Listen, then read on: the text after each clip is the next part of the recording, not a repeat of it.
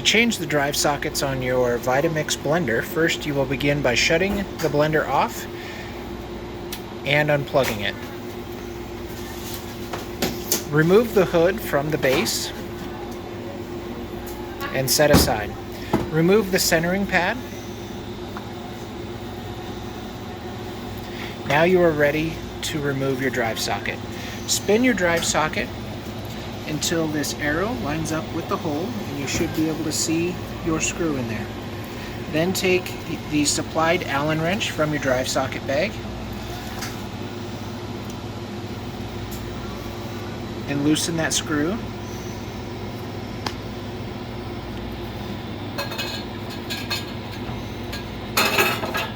The drive socket should just pull up out of the base.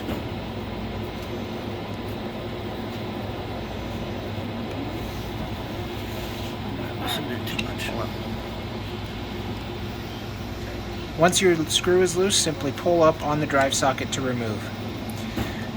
Once you have removed the old one, you can then grab a new drive socket and replace by dropping it into the hole and then pushing down until it is tight onto the base, lining up your arrow with the hole again, and using the same Allen wrench to tighten on the new drive socket.